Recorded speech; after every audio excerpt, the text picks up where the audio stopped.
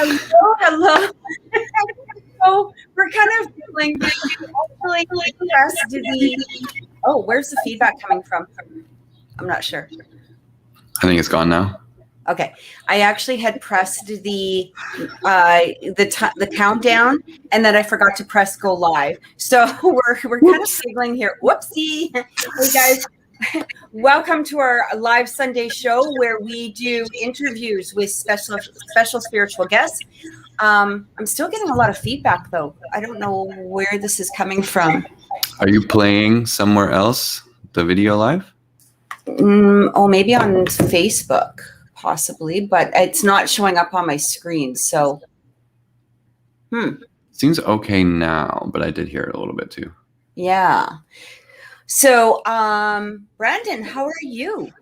Pretty good. Feeling pretty nice today. Taking care of some much needed business, building myself new schedules. I'm feeling pretty good. How are you doing, Kathy? It's a beautiful Sunday. Are you guys hot up there? This beautiful Sunday. We are actually apparently either today or during this week, we are going to be hotter than Las Vegas. Woo! But we don't have air conditioning. So there we go.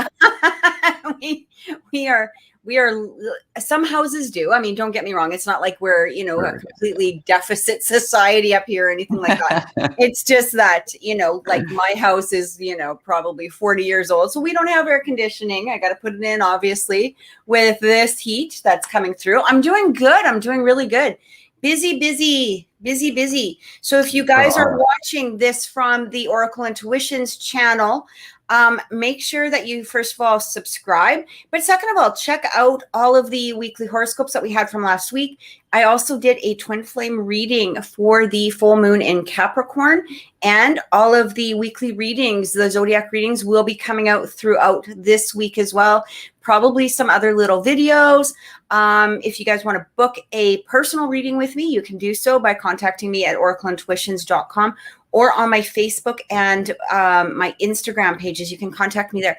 I just want to let everybody know, when you book a reading with me, the readings are live. Okay, so these are live video, live phone call.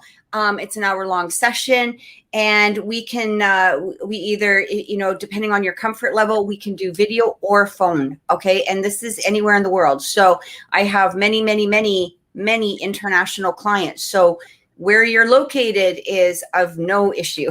So, Brandon, where can people reach you?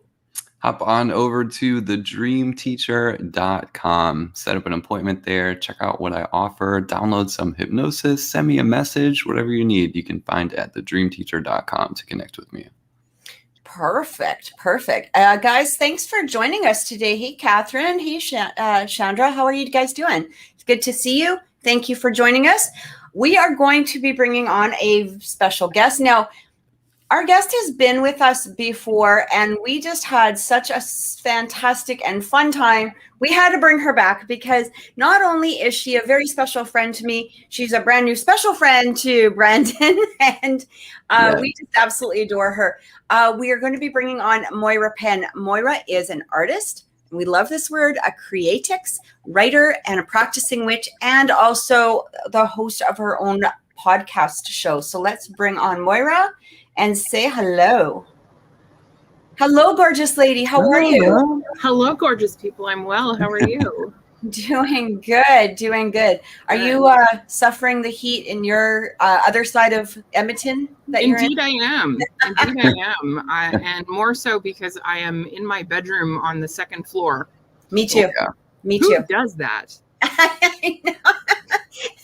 Right?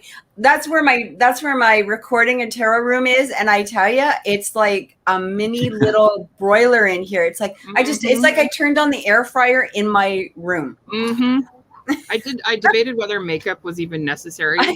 I'd be, on my chin by the time. But you know what? It's always necessary. If it makes you feel good, you wear it. Exactly. Even if it's halfway down your face. Even if it's halfway down your face. Whatever. It's understandable. The drama of it is amazing. We love a good mascara cry, right?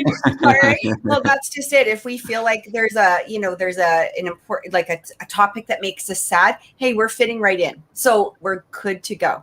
That's right. No artificial tears necessary. We'll just no. Cathryn says, Cathryn from the chat, she says she's in the basement, but it's still hot. Yeah, I feel sorry for my son because my son's room is actually 10 degrees hotter and he refuses to open his window. So I figure imminent weight loss is happening, or I have no idea what's going on. But, he's a kid. This is a weight loss thing? Tell me more. No, I don't know. I think it's just I think it's a teenage sweaty boy thing, but I have one of those. Mm-hmm.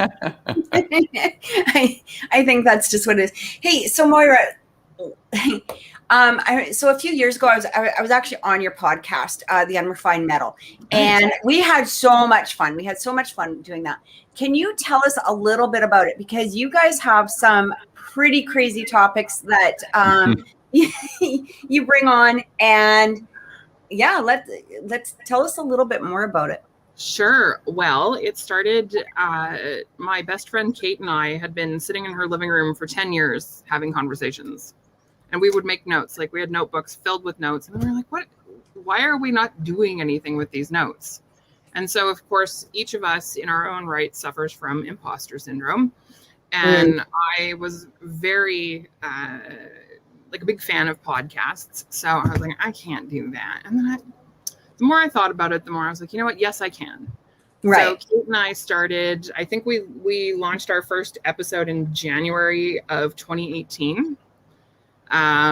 We took a pretty major hiatus over the C-19. I don't know. From what I've seen, we can say it. We can say the COVID word. I thought we couldn't say it. Okay, so we took a break during the pandemic, and we just came back and published. I think it was episode 34. It was a sex episode, and that was partly due to some analyzing of the Google Analytics and, or maybe not Google, one of the analytics that I use for podcasting. And it showed that our sex episodes were getting pretty decent downloads, and the listenership was much better than on the days we were talking about feelings. Right. So yeah, we, but after a while, you're like, nobody wants to hear these two 40-something-year-old women talking about their sex life. So we opened the podcast last month, or I guess this month, and we had a whole bunch of people submit stories to us. And we sort of encouraged, they could be anonymous if they wanted to be, or some of them actually came on the show and read the stories themselves, which is one of my favorite ways to engage storytellers. And then during the editing process, I decided, Brandon, do you know who Sue Johansson is? If I said Sue Johansson. 100% yes, I do. Yeah. I just wasn't sure how far south Sue had made it. But I've decided that she is the patron saint of all our sex episodes. So it's a pretty good indicator of an upcoming sex episode if patron saint Sue is flashing on the webpage. That kind of thing. So this current episode is like vacation stories, because I think many of us in Canada and around the world, we're really missing being able to travel. Yeah. So we thought we'd ask people to sort of go back into their own archives of travel and tell us some stories. So we've got some really good stuff. Recording another one tonight with a pal. Yeah. That's right. So that's what this episode is going to be about, is the travel, or that was last week? Nope, that's this one coming. Okay. The one that'll be published in July. Is it about the sex you have while traveling? Would you like to read a story? Always, yeah. How was Hawaii, Brandon? But, I mean, it's like we have plans for the next 4 months for themes. So those will be on the website, which is unrefinedmettle.ca. Brandon actually put it into the chat, guys. So if you forget what it is. I put the Apple Podcast and the Podbean one in there. If there's another specific one, I can share easily. It's unrefinedmetallpodcast.ca. I actually don't even remember what the website is right now. Yep, I got it. Forgetting it. It is .ca. You're right. Okay, brilliant. Ooh, I love your little gears working in the background. Oh, thanks. That's the metal. But yeah, so I mean, we have some international stories coming in, and we want stories. We want more people to be engaged in the creation of. I need more creatrices. Right. I love that. Right? It's such a great word, creatrix. So what kind of travel stories are you guys looking for then in regards to? I would say just about anything. We are trying to maintain, I wouldn't say it's a level of professionalism that we're trying to maintain, but certainly we don't want to hear about any trips that people have taken in which they've, been involved in Violence or Illegal stuff. Illegal, utilizing the underage sex trade in other countries. None of that. But like the other night, we recorded a couple of like terrifying travel stories. And I believe the little bit I know about the one that we're recording tonight is it's a very funny story about what happens in Paris. So, yeah. I've definitely got some interesting travels. I mean, I have been traveling since birth, and there have been some amazing revelations and divine moments. And these were like moments that convinced and showed me like, oh, you are connected to something. And I might not be able to quantify it yet at that age. I was much younger, but it was too visceral, too obvious that something was like looking out for me. It's crazy. So do you do call-ins, or is it like one person per show? One person. We'll schedule you. If you want to read it yourself, we'll schedule you. If you're one of these people that just write stuff and would prefer that it was read by somebody else and you remained anonymous, we will read it for you. If you have stage directions, please send those. You want to do somebody a solid. But absolutely, whatever stories about travel people have. I'm on move like 37, I think, and I've been searching for home, and I found out now we're like part of our ancestry is like gypsies. So yeah, travel is like totally in my blood. Honestly, Kathy and I were talking because I found out that part of my family came from we're Russian, and Russian mercenaries came over to Canada over in Saskatchewan and brought with them gypsies to come and settle because they had to run and flee from the country. And Kathy and I were talking about this like, oh my gosh, because her family, she said she was from Saskatchewan of some kind. And now that you're doing your DNA test, maybe, you'll be able to see a little bit more. But we just had this like total vibe of like, did we cross over in a past life somewhere or something? Right? Because here's the thing. I mean, you look at this past history and you realize truly how connected everybody is, right? Uh-huh. And I'm doing being adopted, I have no idea what my ancestry is. I know that there's some Scottish. I know there's some English, but you're only given so much on your adoption papers, right? And, I thought, even though you're brought into and raised by an amazing family, there's still always that question. And it wasn't until I actually held my daughter that it was like something belonged to me, like just me, like something with my genetics, something that, I can look at them and go, oh my God, those are my eyes. Those are truly my eyes, or those are truly my eyelashes, or my, my weirdness. I know that experience. Right? I know that experience intimately, because when I had my daughter, I was like, oh my God, this is the first person I've ever met in my life that I'm actually related to. Yeah. Yeah. Right? Like, you're just like, wow. It's an overwhelming experience. And, and especially, with my oldest, who you guys have met, my Megan and my Andreas, my younger ones, of course they're very, they still obviously have my qualities and stuff, but it's funny because my Michelle is like, I always call them like as if they belong to me. They're like 30, but they're still mine. But there's so many, like, there's times where we think alike, act alike, behave alike, like look alike, all of these things. So it's just wild to see. And now that, so she actually got me the DNA test for Mother's Day, and it's supposed to be done on the 14th, I believe, of July. Yeah. So it's going to be really interesting to see. And then you don't know, like, what if there's family in my city? What if, like, I get so nervous doing those things, but my God, I feel like that is just mm-hmm. it's amazing to see and connect and feel.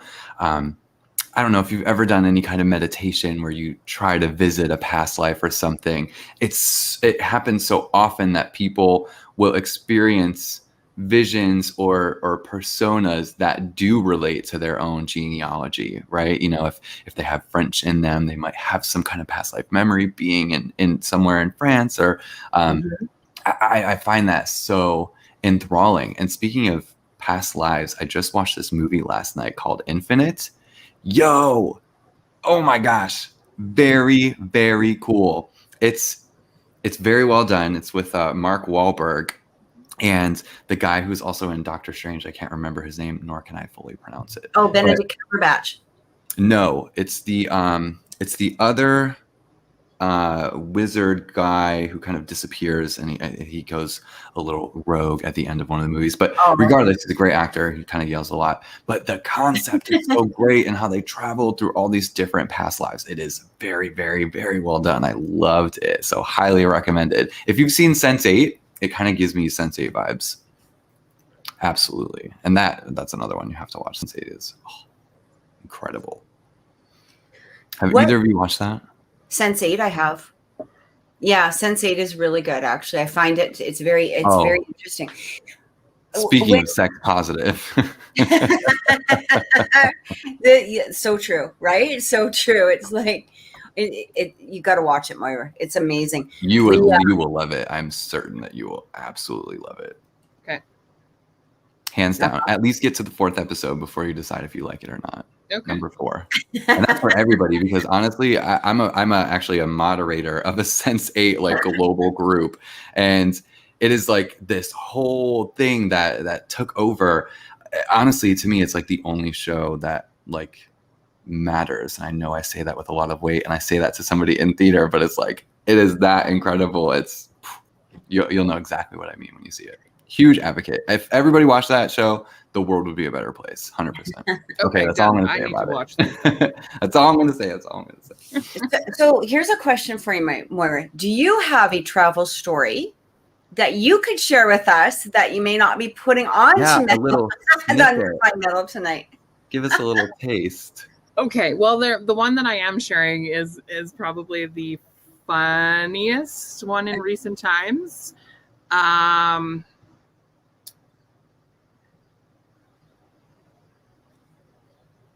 So my dad is from Ireland, and of course, you know that when you're from Ireland, or even, have Irish ancestry, you're related to a lot of people. Right. And we traveled to Ireland for a second cousin, twice removed. I forget how it works. But we traveled to Ireland for her wedding. And we missed the registry office ceremony, but that was okay. And then the sort of, they did some type of, I believe it was a exchange of vows up by a castle. So everybody just sort of tooled up in a convoy from, I think we were in Cork City for that. And so we're at this hotel or this castle, and I went to get out of the car, and it was in Ireland at the time. Cars were very compact. Those roads in Ireland are they are so cool to drive on, but they are so terrifying. But anyway, I remember, I think I was 10. I think I celebrated my 10th birthday in Ireland, but I went to get out of the car, and it was so low to the ground that I just put my hand down. I don't know what I was doing, but I put my hand straight down into stinging nettle, which I had never experienced in my life. Oh my Lord. And so I spent the rest of the day sort of upset about my hand. It's not a very exciting travel story, but I can't give too much away. Okay, so it's one of those, we'll have to listen to the podcast too. Podcast, yeah. Hear it all. Do you want to share a story? Do you have I do. I do have a story, and it's similar to what Brandon was saying about, feeling protected. And, my son and I, we've done a lot of, car trips. We've gone to California twice and, driven all the way down and stuff like that. And I'm okay with planes, but I tell you, it took me about 20 years to get back onto a plane after this. So we actually went to Hawaii in 87. And before we had gone, this was just me and a group of friends, I believe it was 87. And we were supposed to island hop. So we were going to go, we were in Oahu, but we were supposed to go to Kauai. Now I had already been to Hawaii, several times, previously to this. So this was like, I just want to check out other islands because I've only been to Oahu. And then we got to the airport and we were supposed to go to Maui. That's what it was. We were supposed to go to Maui. We got to the airport and I was like, I don't want to go to Maui because everybody goes to Maui. Everybody goes, like, that's like the common island. Like, everybody goes to Maui. I have to hang out in Maui. I'm like, I don't want to do that. Oh, so pretentious. I can't go to Maui. Everyone goes. So I was like, you know what? Let's go to Kauai because nobody goes to Kauai. You never hear about anybody going to Kauai. And I thought, you know what? Let's just see if we can switch. Like, while we're at the airport, let's just see if we can switch. And they were like, yeah, absolutely. I think it's just a 20-minute wait or whatever it was, like something really minor before the next island hopper. So we just switched our tickets. We went over to Kauai. We had an amazing, it is such a beautiful island. Anybody gets a chance to go. But it was funny because just a little off topic, when we were there, we were on the tram and our tram driver, if one of the things that I am terrified of is sharks. Like that is my phobia from hell is sharks because I live in a ground surrounded city without an ocean for miles and miles and miles and miles around. But anyway, we were on this tram and our driver was actually, he used to be a helicopter tour guide. And we were asking him, how come you don't do the helicopters anymore? And he goes, because I just about had a heart attack and I decided that the ground is much safer. Because when you're up in the air and you're looking down on the islands, you see human, shark, human, shark, human. And he goes, when you have a 5-year-old in your helicopter and you see the surfers and you see this big black mass heading towards the surfer, you don't know if that surfer is going to go under or if the mass is just going to go under him and forget about him. He goes, but you explain that to a 5-year-old and you're like, oh, let's look over here. Look at the pretty flower. Look at the pretty mountain. And they're like, no, but look at that shark. That's a big shark. That's a shark. And he's like, enough. I couldn't do it. Anyway, we got back to Oahu. We had a great time. Get back to Oahu and we get to the hotel and all the hotel people are like, hey, and we asked, is there any messages? Oh, you're from this room? And we're like, yeah. Like, give us our message. And they just kind of handed it to us like, okay. And we get up to our room and our roommates are crying. The girls that we had, come on this trip with, because it was just the two of us that went to Kauai. And there was actually 4 of us that had gone on, the trip to Hawaii. And they're like, we walked in and they were just like, their eyes were big and they were like, what the fuck? And they were crying and they were like, call your parents. We're like, what the hell is everybody like going on about? Turns out that the island hopper going to Maui had the top ripped off. And they actually, a stewardess was sucked out. There was a lot of injuries, but I think it was only the stewardess that had died. But of course, nobody knew at that point. So they all thought that we were on this plane. And here we were completely oblivious to the whole thing until we got back to the hotel. Nobody told us a thing. There was nothing in the airports about it, nothing. So wow. I feel like here I was in the airport saying, no, I feel like I cannot go to Maui. I don't feel like I can't go to Maui. I want to go to Kauai. I feel like that was my spiritual, Mm-hmm. Hopefully it wasn't like a Final Destination episode, but right. 30 years, so we're good. But it became real, right? It became tangible and very clear. Like, oh, something that is intangible is affecting my physical, tangible reality. That's such a big moment for anybody who is spiritually aware. That's such a profound time, I think, in everybody's life. It is that bolt of lightning, realizing that how protected you truly are.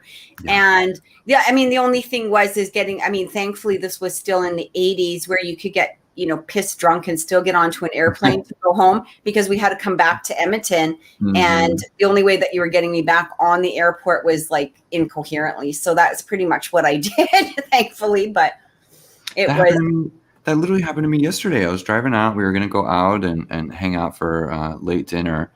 And I just get up to the intersection. And for whatever reason, the sun was kind of in my way. And I did not go as soon as the light turned green. I stayed for a second back. And I started to pull up. And somebody just not paying attention breezes right through the light. Like, it was that close. My passenger was like shaking, freaking out. His heart had skipped a beat. And I was very clearly pissed off about it. Like, I hate ignorance on the road, but it was literally like something just pulled me from going directly as soon as the light turned green. Thank God it did. Because I mean, I literally could have been dead last night. That actually, here's the funny part that you say that, because this happened on a way back from Moira's house one time years ago, Moira. This was, Jesus, what were we doing? I think we had an Edmonton paranormal meeting that night or something, and it was at your house, Moira. And I remember Dre and I were coming home. So I had my son in the car, and the light had turned. It was weird because we were driving down the Yellowhead. I mean, for people that don't live in Edmonton, you probably have no idea what we're talking about. But I'm driving down the Yellowhead, the highway, and there was suddenly a coyote in the middle of the highway. And I slowed the car down by, like just enough for like a few extra seconds maybe. And I said, because the road was empty at this time of night, and I said, Dre, look at the coyote, like he's so close, and we kind of gazed at it for 30 seconds or so. We continued going, and we get to one of the turnoffs that we had to take, and literally that 30 seconds, if we had gone through the light at that moment with that 30 seconds, this truck came through barreling at probably a good 100 kilometers per hour and would have smacked us, just like we would have been destroyed. And we had stopped just that amount of time to gaze at this coyote. We were just about to go, and this truck just went through. So look what you've done, Maura. See, we got all sorts of travel stories and apparently evading death all the time. Mine, the one that I'm going to be telling on the podcast, is also evading death, but it is in a funny way. Oh, that's good. The story I want to share with you involves houseboys, chimpanzees, Florida, and $20. There you go. There you go. Are you intrigued? Are you intrigued? You're going to have to join the podcast tonight or write it in there. How do people submit things to you, Moira? What is the best way for them to do that? What we're doing right now is we're just getting people to email us, unrefinedmetallpodcast@gmail.com. Okay. And that's where they just send us, they say, we have this story. Sometimes it's included. Sometimes they say, we want to be on the show reading the story. And then we have, I don't know what we're going to call her. Let's call her production manager. We have a production manager who will help get that scheduled. So. Beautiful. Yeah. Beautiful. What, now you were telling me before the show, you had taken a particular course that you wanted to talk about today as well. Yeah. So I'm on the board for a theater company here in Edmonton. And as part of our professional development element, we took anti-oppression training. Oh, okay. Which I was like, now what is this? And honestly, it just blew my mind, Brandon and Kathy. Like, it blew my mind that I could take what I was learning and literally in real time in my head, I could weigh what I was being taught against some of the places. And this was specifically as it relates to creating an anti-oppressive workspace. And more specifically, it was for creating that for artists, right? Because of course, without going into too much detail, there are some issues in the Edmonton arts community that require some intervention, and the company that I am on the board with is doing a fantastic job of embracing trainings and teachings. And sort of the biggest takeaway from that whole training for me was this wheel of power. It was called the Wheel of Power and Privilege. Okay. And I'll find the link for it and send it to Brandon really quickly here. But it has power in the middle, and then it has a 1 ring, and then 2 ring, and then 3 rings. But the whole thing is divided. So you have things like gender, sexuality, orientation, income, education, citizenship, language, ability. And so then they've taken each of those pieces of the pie and they've said the person closest to the center has the most power in that specific area. And then likewise, the person on the outside has the least amount of power and privilege when it comes to certain things. And I think it really shook me to go back into sort of my career history and think about all the oppressive behaviors that I witnessed, that I experienced, that at the time I didn't have a word for. Right. And I do now. So, I mean, it was put on by, they're called APIRG. That's the Alberta Public Interest Research Group out of the University of Alberta. And it was like, it's something that I have a show in the Edmonton Fringe Festival. I'm stage managing for a pal. And I was talking about it last night at rehearsal, and I was talking about it last week. I don't know. I was doing something else last week, and I was talking all about it. And I was like, when something resonates with you that much that you just are finding these pockets of opportunity to inject it into conversation. So yeah, that was it. It is so needed right now because on the one hand, I think you have a lot of people who are intentionally oppressive. But I also believe you have people who are unintentionally oppressive based on how they were raised, based on their circumstances, based on their inability to sort of put on a critical lens to comparatively evaluate, right? Mm-hmm. So very cool training. This is huge because I'm seeing a trend right now. I feel like we're going to continue to see it. There is a big transition happening in the general workforce and the way that people are working, employed, how they're treated, how they're hired, et cetera. It's huge. I mean, it's to the point here in the States where I see a lot of more conservative people complaining about how, everybody, they don't want to work. They just want handouts, blah, blah, blah. And you have the other side who's like, you know what? No, we're kind of sick of being treated like shit and working to the bone for not even a livable wage. And so a lot of places here, and I see it everywhere, at least here in Texas, I saw it in Cleveland where I was, there are for hire or hiring signs everywhere, all over the place. Nobody is working these jobs anymore. They just don't feel that, they're being treated well. And I think we're going to see quite a big transformation in just the workforce or the workplace in general. So this sounds really good. This sounds like a healthy thing, honestly. I guess the sort of biggest question that I have, and your discussion of just the lack of people applying for jobs right now. Mm-hmm. So we've had 18 months. A lot of us have had about 16 to 18 months where we've had no full-time employment, right? Mm-hmm. Yeah. So how is it that there are so many of us who have had or have carved out these opportunities to self-reflect and then to come back and say, I'm taking accountability for this past action by, I'm taking these steps to rectify a behavior, or you know what I'm saying? Like, How is it that employees are finding these opportunities to learn more about setting these boundaries, but employers are just like, whatever, somebody will come along eventually. So sorry, we can't open the pizza joint until we have, 6 people on staff. Like, where is the disconnect? That's a really, really good question because they also had to go through, 18 months of a lack of whatever it was, whether it's slower business, less than whatever, everybody got a hit for however long, that's dependent on if you were, what's the word? Essential or not. Right.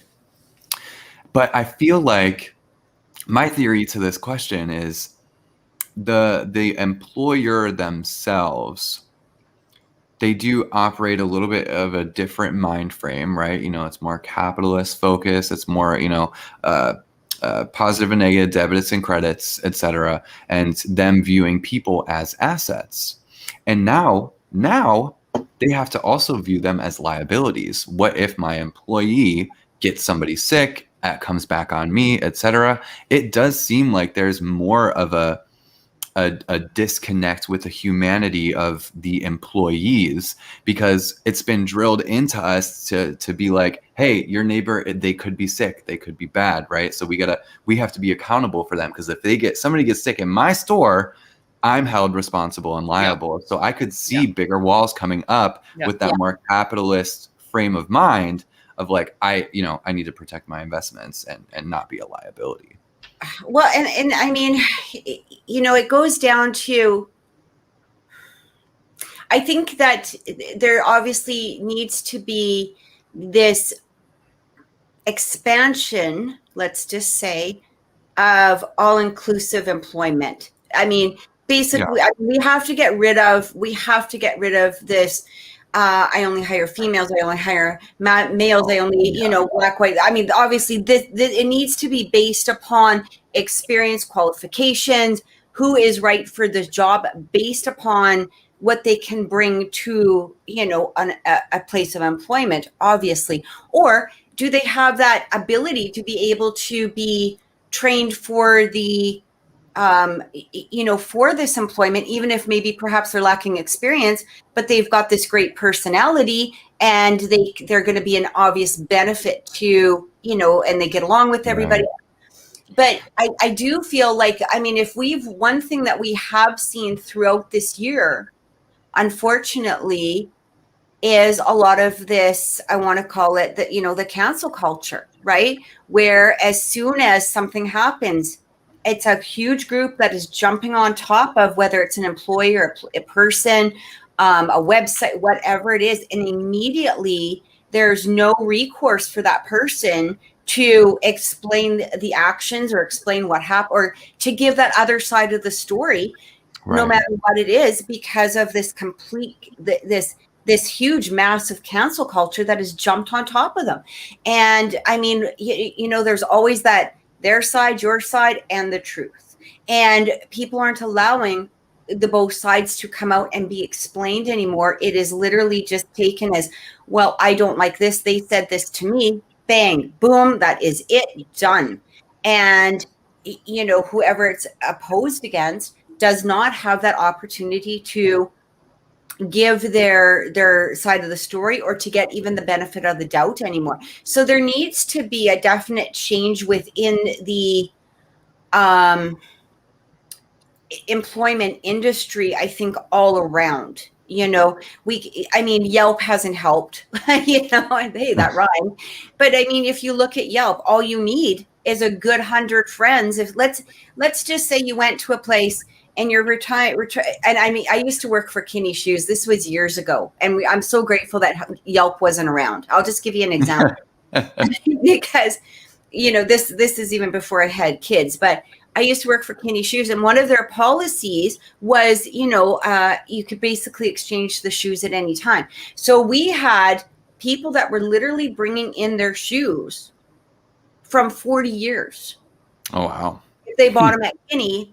And I mean, we're talking holes and flea, moth bitten. I mean, like, these are like cockroaches coming out of the box, kind of. I want a refund. I want a refund for these shoes. Well, I mean, I believe they finally did change the policy on that. But, here's the thing. As soon as you didn't, if you were saying, obviously, the policy isn't supposed to incorporate this nonsense, right?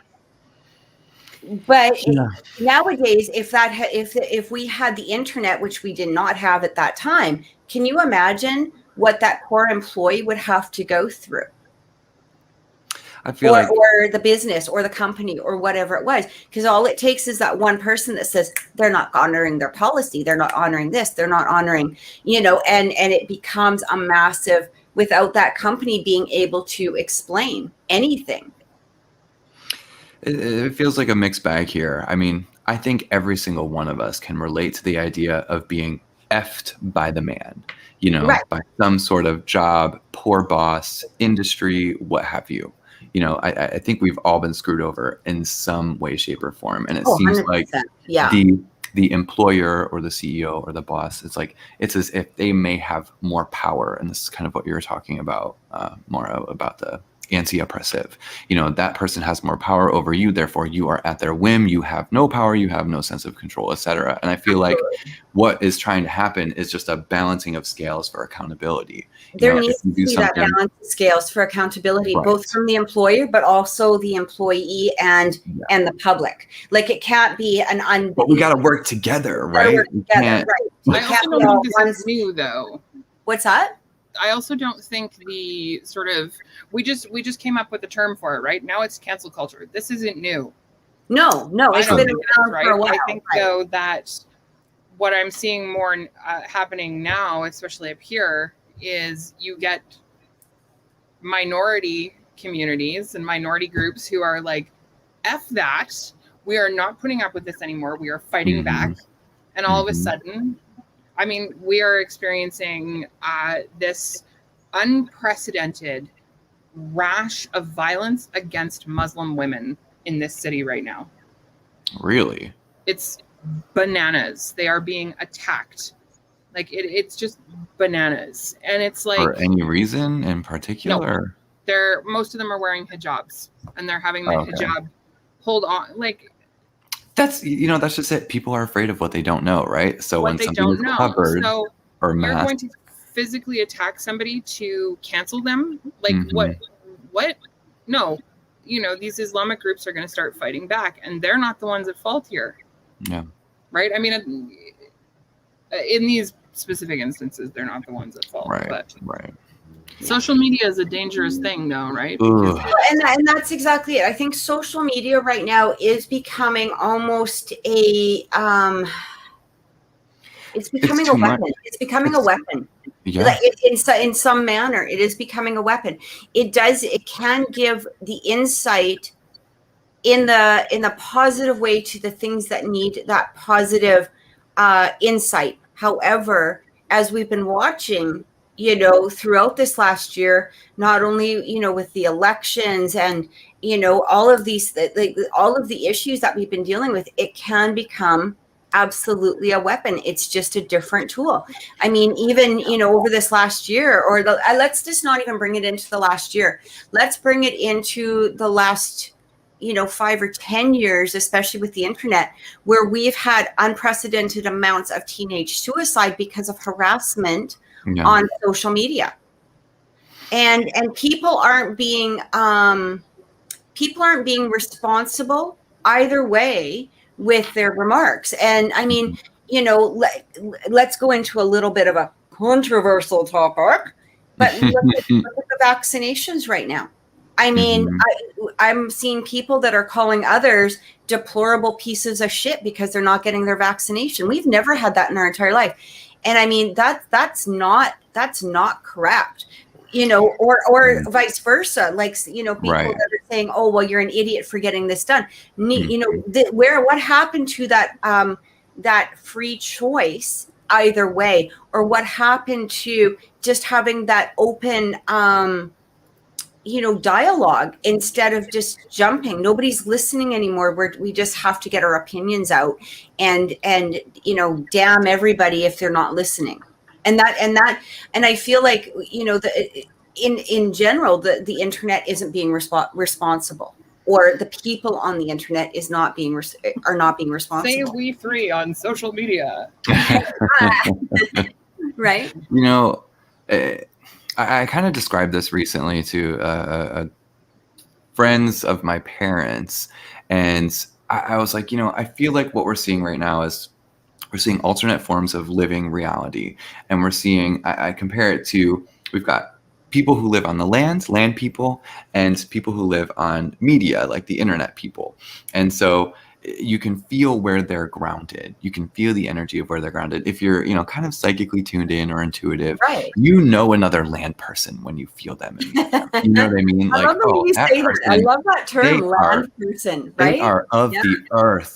They are here. They are fleshy, and they are flawed, and they are beautiful, and they are, maybe stubborn or whatever. I'm not saying that it's all good or bad. It just is. Then you have people who live on, that little media world or the internet world, which is all more intangible. It's information based. These are some of the smartest people that I know, some of the most networked, some of the most connected, but there's still that bit of separation from bringing things real and tangible into the earth. And so we're seeing this split, these two different spheres of living.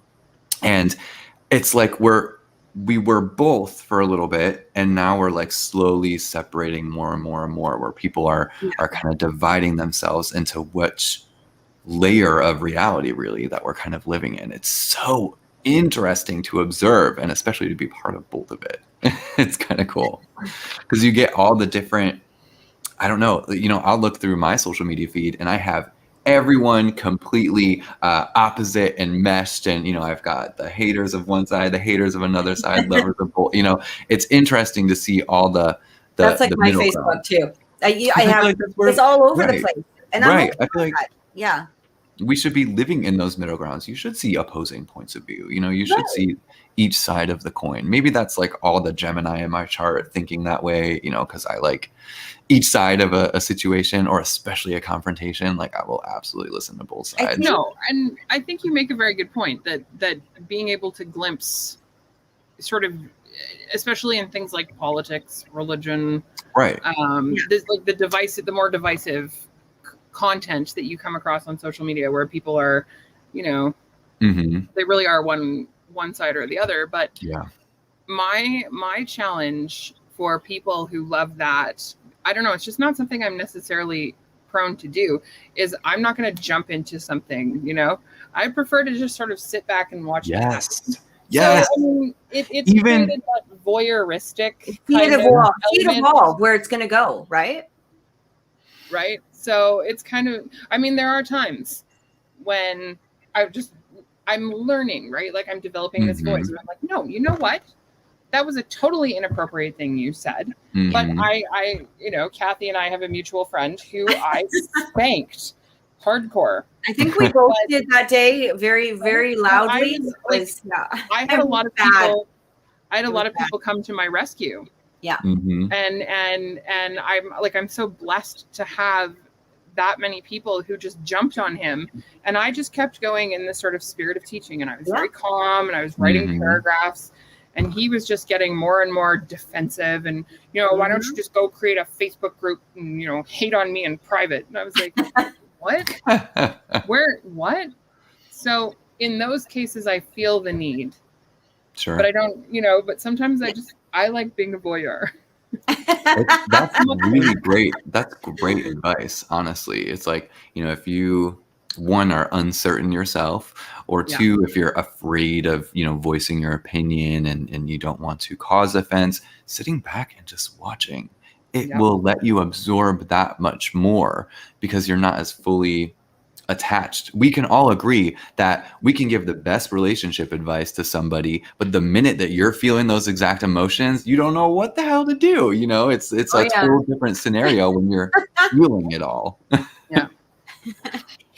So that's great advice. Just taking that step back, you can see it evolve and actually clear itself on its own by not participating. So all of a sudden you can sometimes watch those discussions and you're like, look at, and you're sitting back and watching, and all of a sudden you're like, oh, they're actually viewing and they're seeing each other's point of view. How beautiful is this?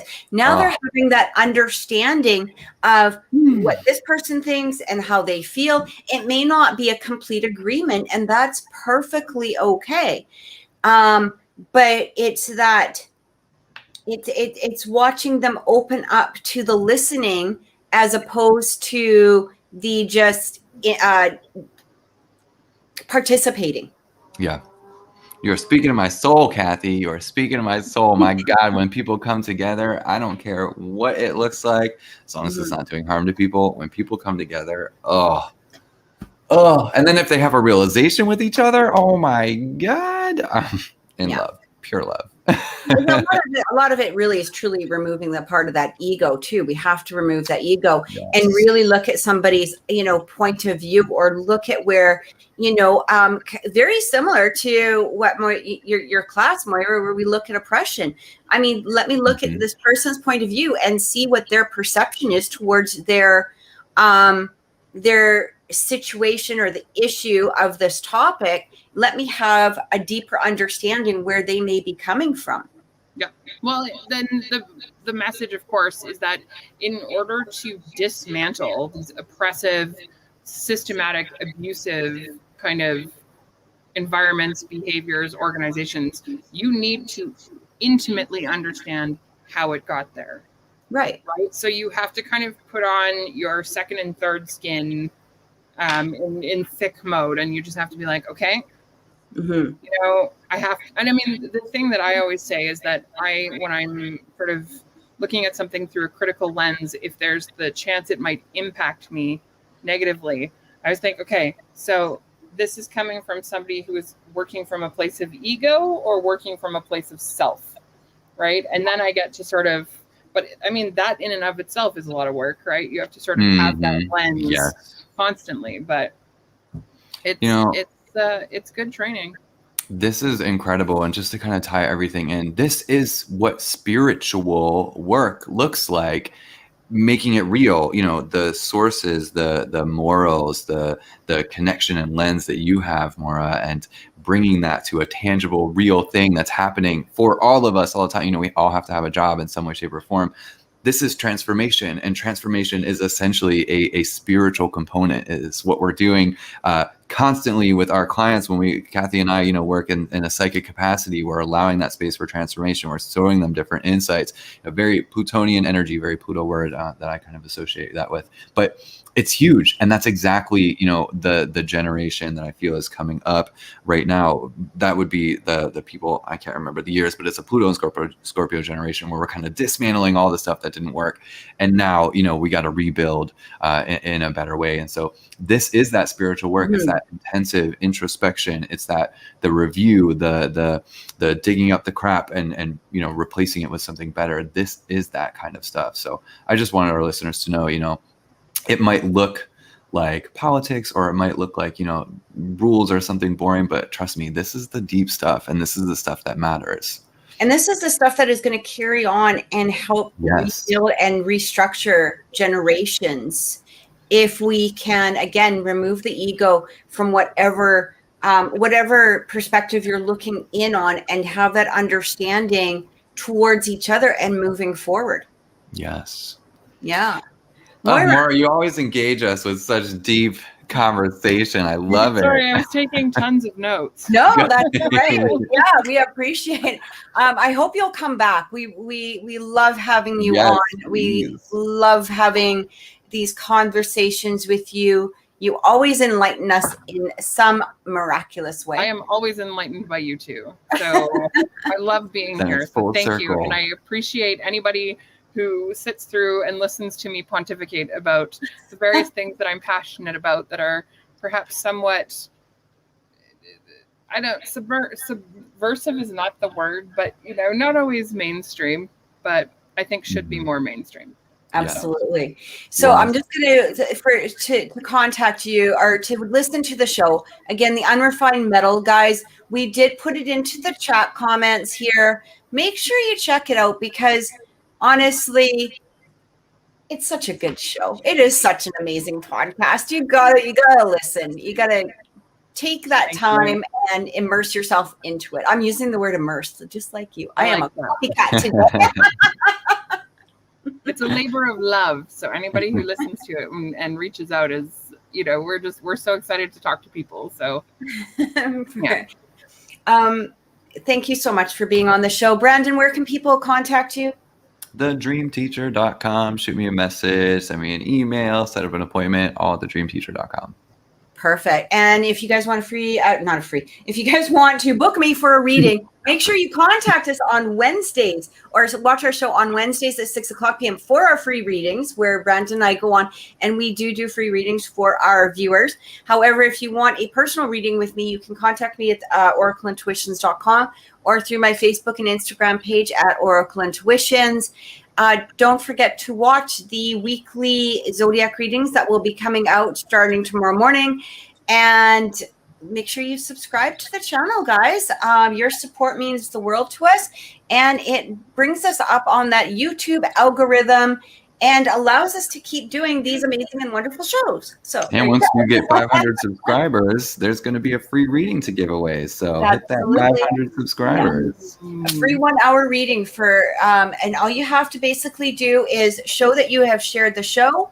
Send me the screenshot of sharing, something on my channel. Send it to Oracle, Okay, let me start that again. Send it to oracleintuitions1111.com. That is my email. Send me the screenshot. Your name will be going into a draw for a live reading. Okay? This will be an hour-long reading once we get to 500 subscribers. So thanks again, Moira. You have an amazing night. Thank you both. Love you both. Love you. Be safe. Take care, hun. We'll see you soon. Bye. Bye. Once.